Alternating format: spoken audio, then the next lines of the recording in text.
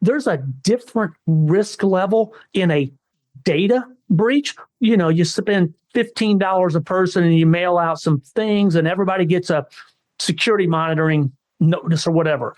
On the opposite side, from a physical standpoint, you kill a person or two. That is a whole different level of liability from a cost standpoint, from a regulatory standpoint, from OSHA, from insurance.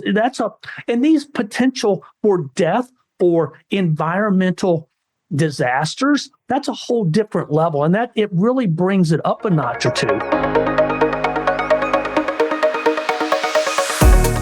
Hey, I'm Dino Busalaki, the Chief Technology Officer and OT guy at Velta Technology. Hi, I'm Jim, the COO and IT guy. And I'm Craig Duckworth, President and CEO. You're listening to the Industrial Cybersecurity Insider Show. In each episode, we bring you the inside scoop on the world of industrial cybersecurity. We talk about everything you don't know that you should know. So plug in and power up. The show's about to get started.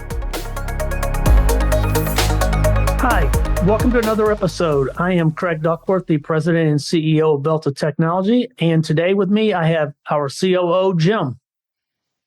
Hi, I am that COO, Jim, at Velta Technology. Thanks for joining us, where we're going to be talking about, what are we talking about today, Craig?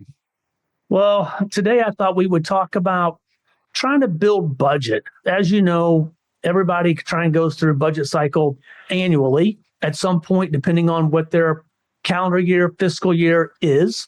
And how do we take a project that's traditionally not been in a budget cycle for OT cybersecurity, create that budget process, create that need, that roadmap, and really be able to bring this topic to the executives, to the board, and move it forward. So we want to talk about budget. Right. Yeah. And that's a great topic. It feeds into the whole IT-OT divide that we're constantly faced with, that we talk about, that we live every day, right? So the question, will be, well, whose responsibility it is, right? Who's supposed to be asking these questions? Is that the OT side? Is that the IT side? Is there another side?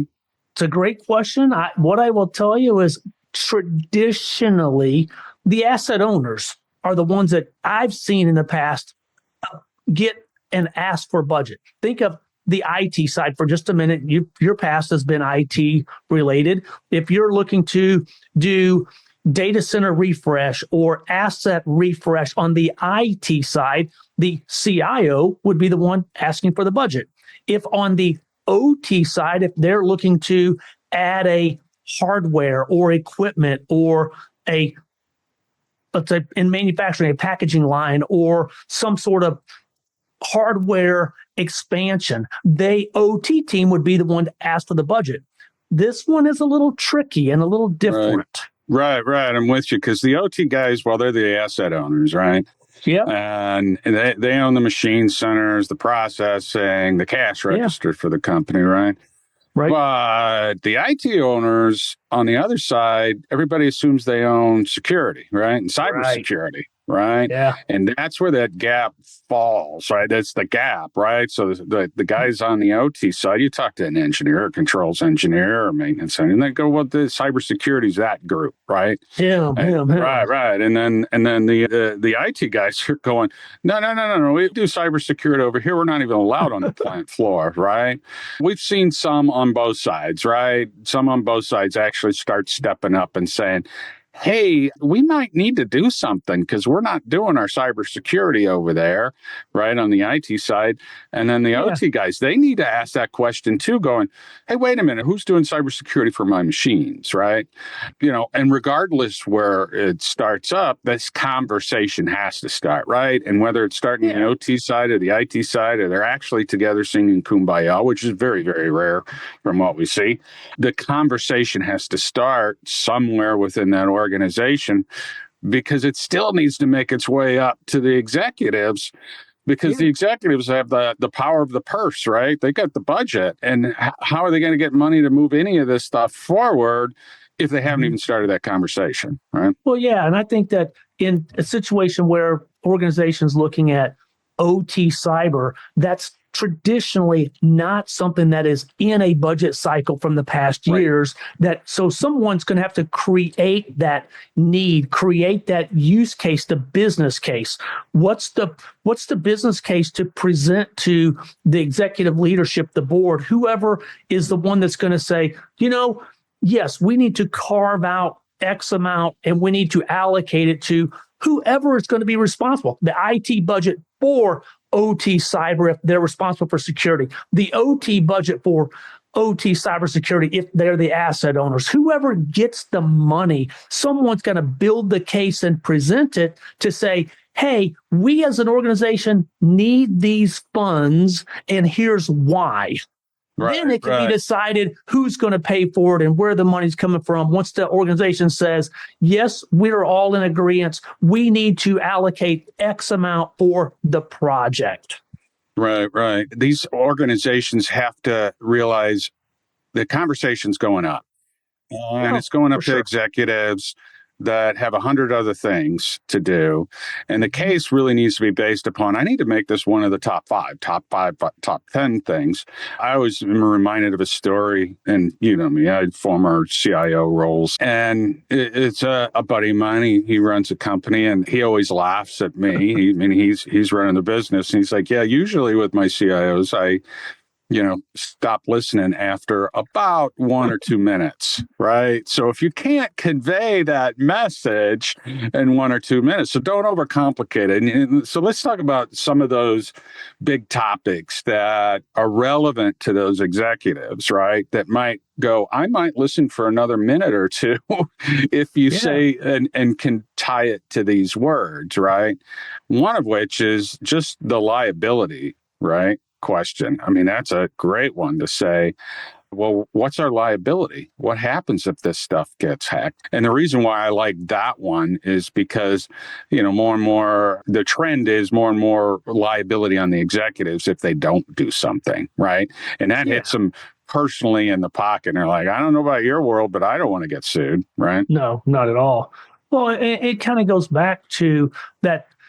Are you taking steps to improve and get better period over period as an organization? You talk about liability, then you're dragging in a CFO, potentially you're dragging in governance and risk. Maybe that's legal into the conversation, because someone's going to say, okay, if we don't do this and we know about responsibilities or liability or risk and we take no action, then the organization has huge liability.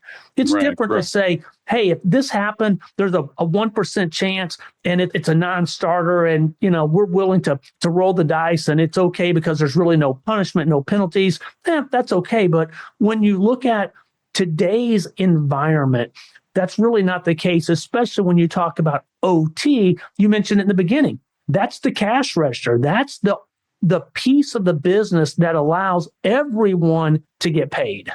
Right. And I'm no insurance expert or legal expert on this, although we try and play some on TV every once in a while, right? But we talk to the... We all stay at the Holiday Inn Express. We can be what we want to be, right? Right.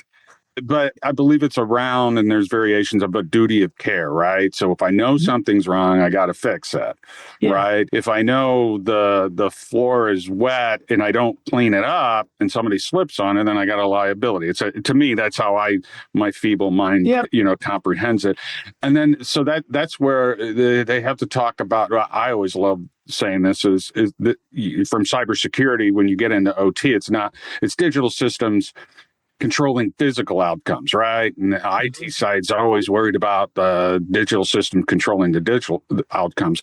Well, now all these machines are connected and they're running things. Yeah. And then now the impact can be, well, there's disruption, right? What about business disruption? What if it stops a line and you've got spoilage, right? What about the potential equipment damage or even cleanup if you're dealing with certain products like plastics that harden in that?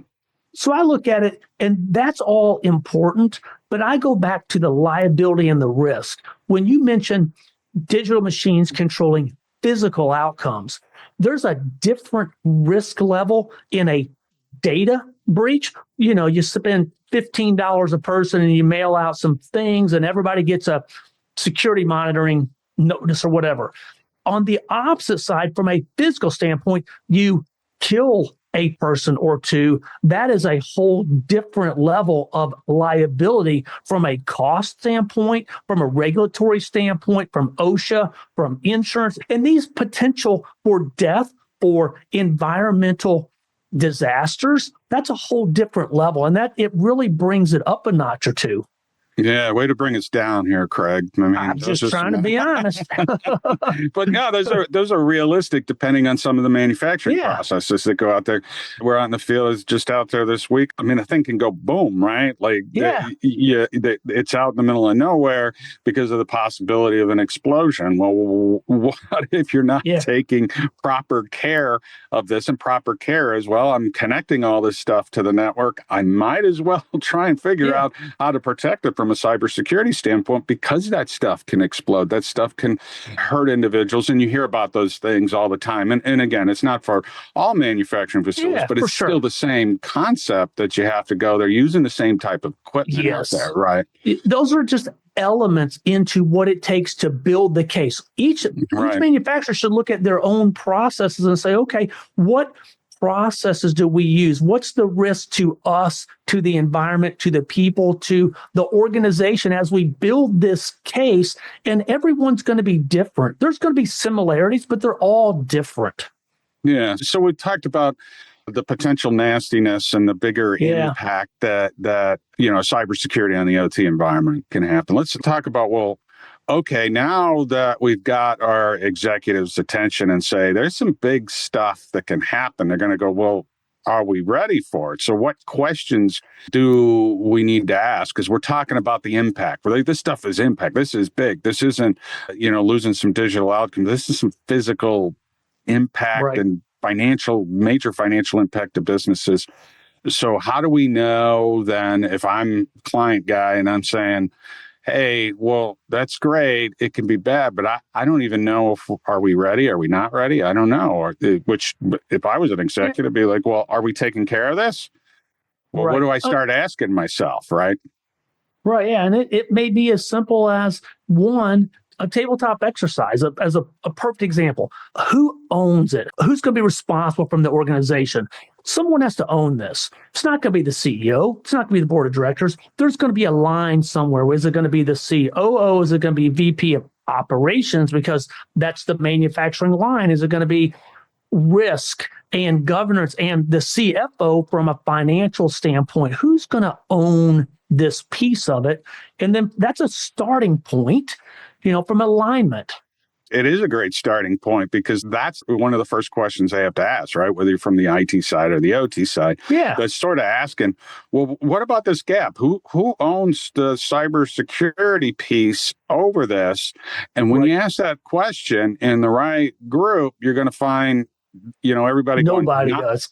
Not it. What is it? Nose goes? I don't know. Not it. I'm not. Hot potato. Right. Well, I thought you guys were doing. I thought that was. Well, no, we just, and that's a great starting point to start to realize really where you're at in this process. And there's some other questions too that you can start digging down into. Which again, coming from the IT side, I've said this in other ones and other topics, but clear visibility of what you're doing, like your inventory that's out there. Yeah.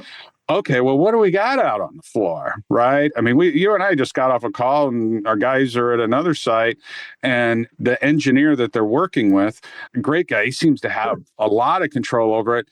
He's amazed at what he can't see now that we're out on the ground with him, right? True, and this guy had a better handle over his over his facility than what we see mostly.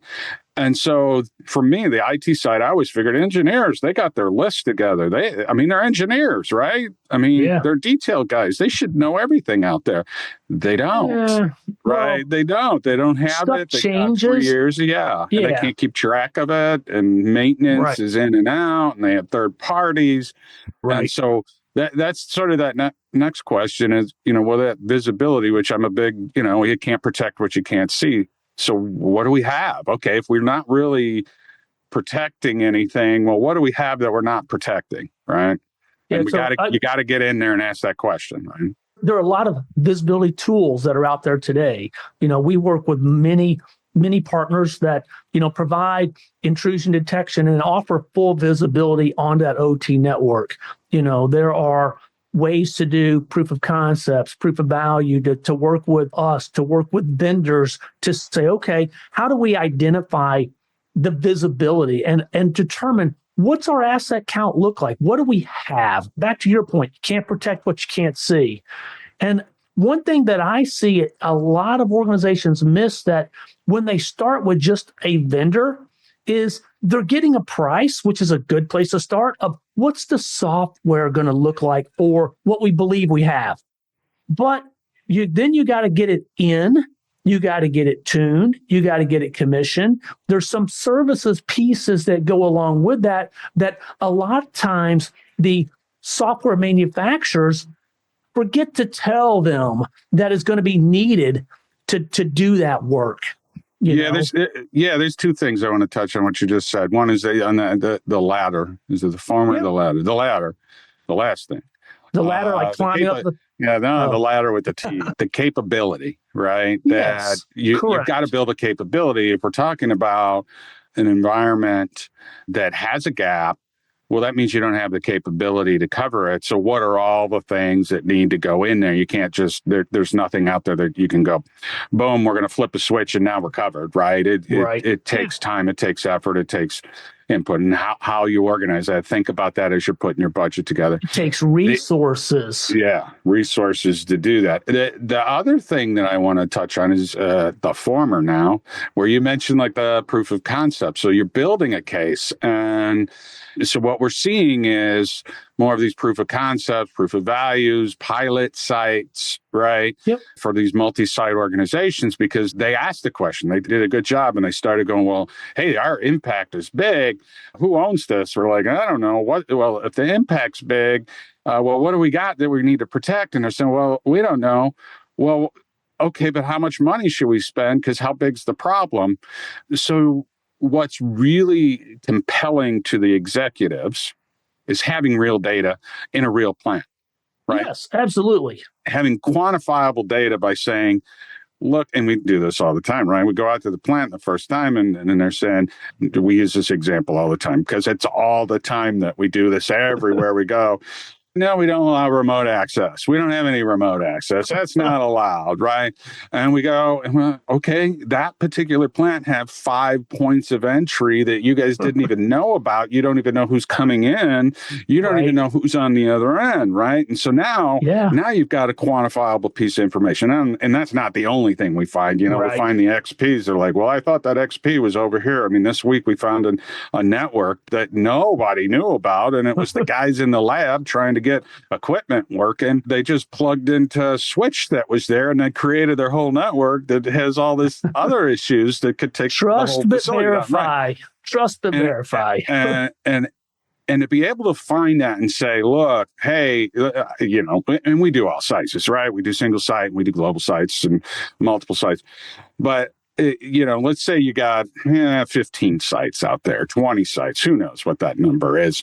And well, how big is the problem? I don't know, but you could start with, okay, then let's carve some money out to address it. And let's take one site and get some quantifiable information and go, we found, 12 major issues with this one site. Here are the real things, right?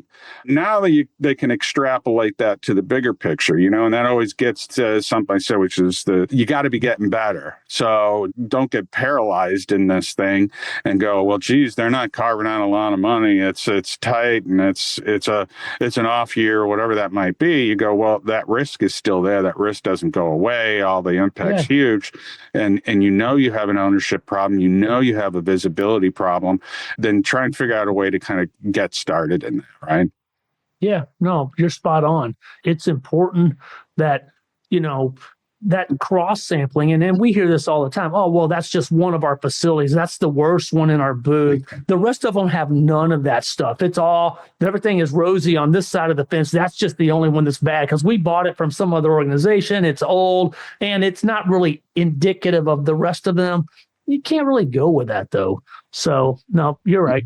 Yeah. And each of those sites are different. Each of those sites have their own nuances, and each of those sites have mixed equipment, old For and sure. legacy and new.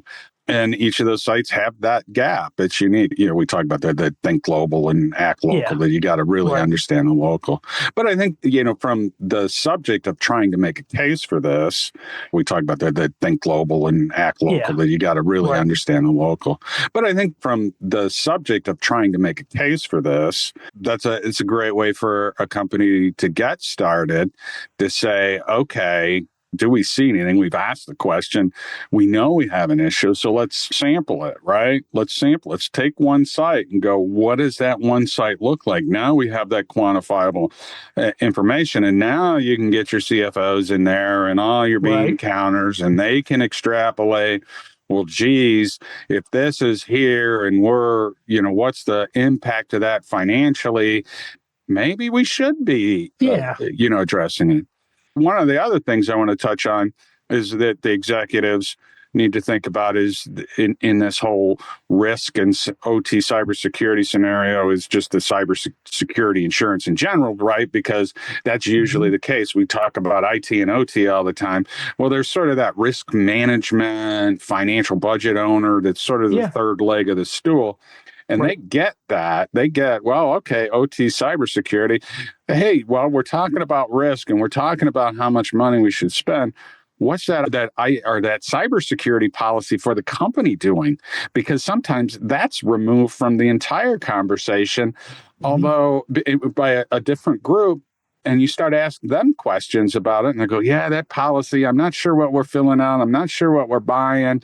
And they're probably not buying the right stuff, and they're probably not answering the question. And you got to loop that in the whole thing, right? And part of what I would say on that, and then I want to get back to another thing that came up, is the rates are more than likely going up substantially.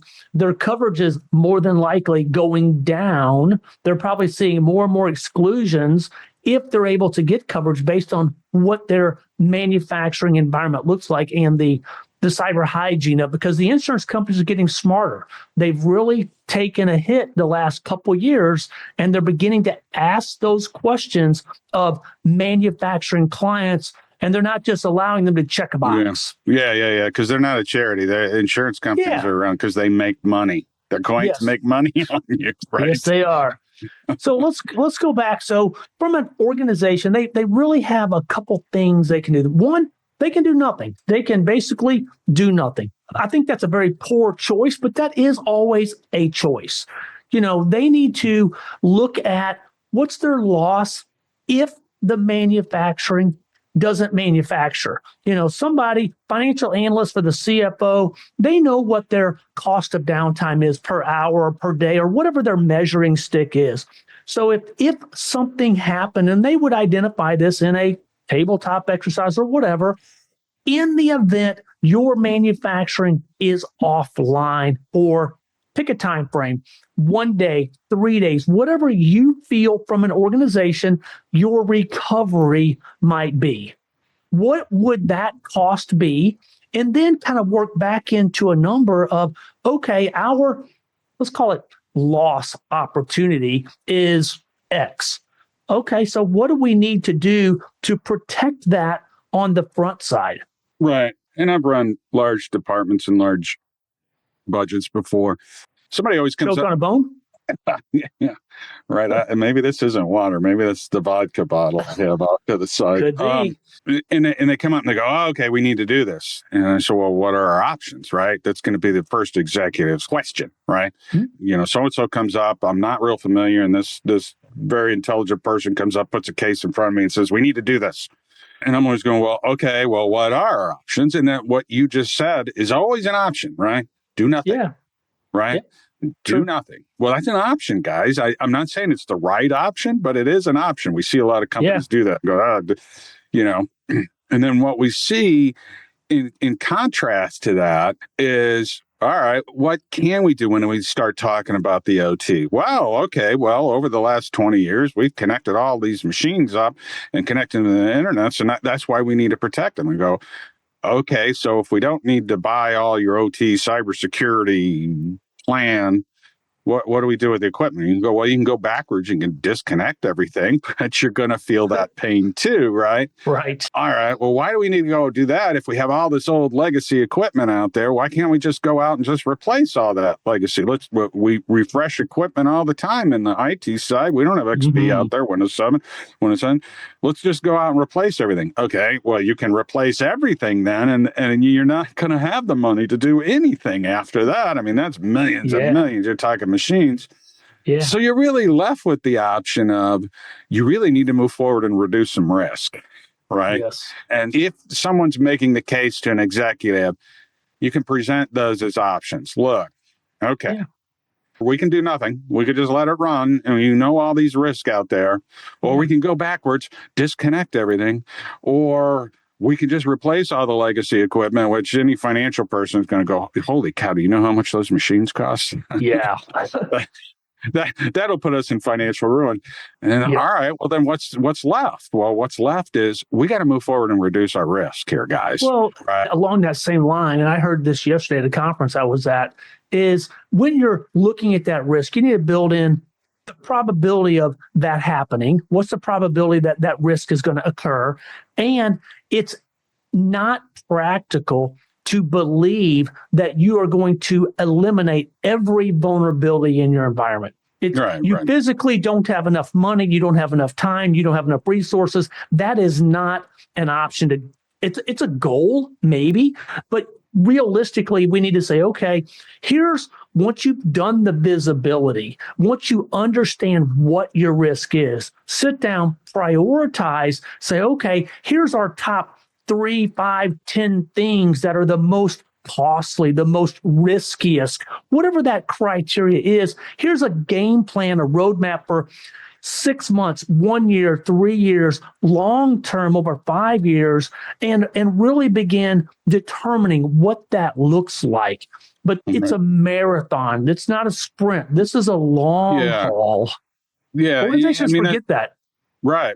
And that's a great point with the risk management, right? So there's a risk management group out there. They have a risk management process. Maybe it is part of the CFO. Maybe you have an entire group out there, which is the likelihood. But they have a risk register from a business side too, right? Yeah. And that this needs to be part of it. Cybersecurity is probably on it.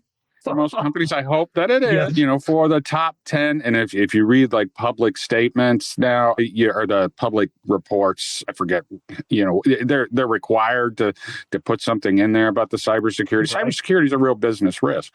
What's missing, and that's where you kind of have to leverage that and go, okay, are we doing the same thing with the OT cybersecurity and the risk management and take that same approach, right? Because cybersecurity is getting funded because the business does realize that is a risk. Well, how do they realize that? Well, they did some math behind it on what's that impact, and they know that that's real. You need to do the same thing for the OT cybersecurity and go, okay, in addition to cybersecurity, OT cybersecurity is becoming more and more of a risk as these threats evolve, as technology comes up, is more connected, as new technology comes in, as the legacy technology gets older, those risks are increasing. So that needs to make your risk register. If you've got one, if you don't have one, well, then good luck. Right. You should have a business risk register, whether how formal or informal that process is, that should be on there. And that's going to give that executive visibility to where they, go, ruh-roh, raggy, right? Yes, exactly. I get it right, ruh-roh, raggy. Yeah, and that register could go anything from we accept that risk because it's low and it's marginal to that is an immediate funding and a priority for the organization, and we will move with that within the next quarter or whatever their time windows are. Right. And because everything in between.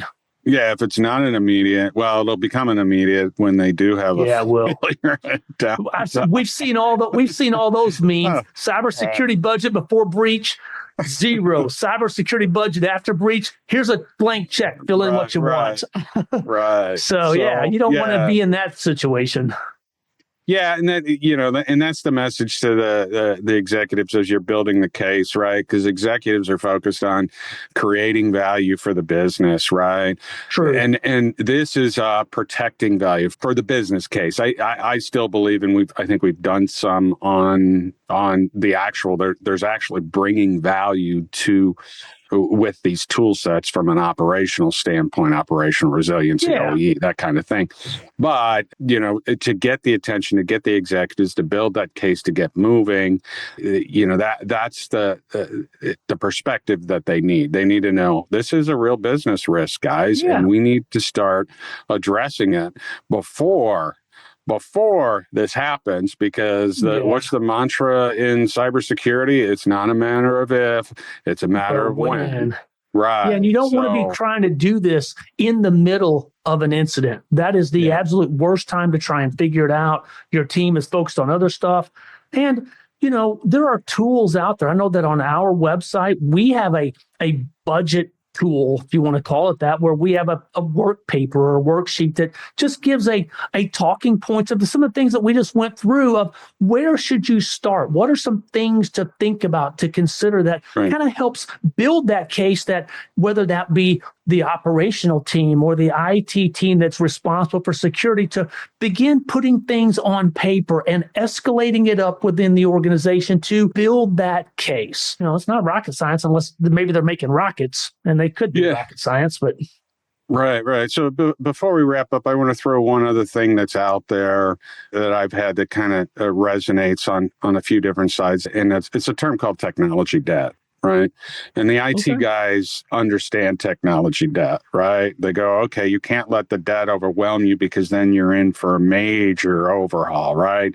This is what they've learned over the decades. Oh, well, XP and then Windows 7. So they have these refresh cycles, right? And the life cycle is a lot different, but they're really focused on avoiding technology debt. Well, I like to play that term on to the OT side and say, well, you have a lot of technology debt because you're running equipment out there for 20 years. Now, the model's different because it's a major investment for a business to buy some of these machine setters and equipment and plants.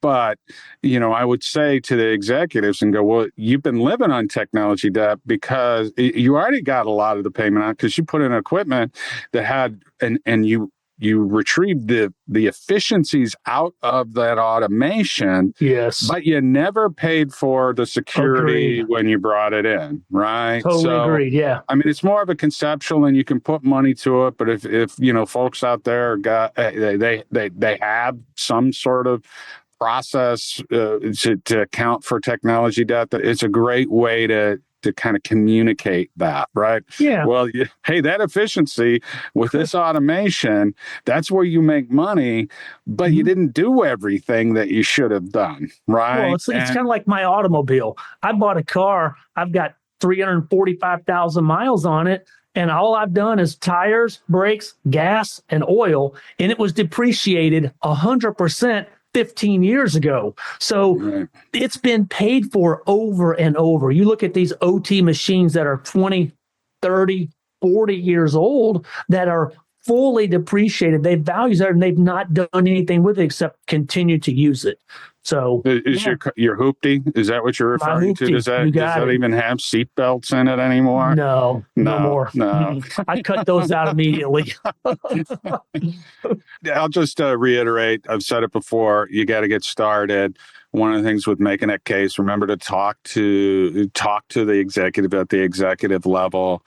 Make sure that they understand the impact, the ownership. And, if you're a multi-site, think about carving one out and showing real quantifiable issues that you have at a facility that is going to speak much stronger to an executives to build that business case when you have real examples in your actual plant that are risk, and you're not just talking abstractly about the possibility of it. You can say, here are some things going on right now. We need to fix those, and we need to find out whether they're in the rest of the organization. And that is a great way to build that case, right? It's always more powerful with your own data. 100%. Yeah. Yeah. So I'll do the official wrap up sign off then. How about that? So, All right. Deal. all right. Well, thanks everybody for joining us on this episode of What Are We Talking About Today, right? It's the case for building OT cybersecurity budget. Thanks again and look forward to joining in our next episode. Thanks for tuning in to the Industrial Cybersecurity Insider Podcast. To stay up to date with our latest episodes, be sure to click the follow or subscribe button now. And if you found this podcast helpful or have a topic you'd like us to cover, please leave us a review or let us know. If you're interested in learning more about Velta technology and how you can get safer sooner, visit veltatech.com. That's VELTA tech.com. Thanks again for listening. See you next time.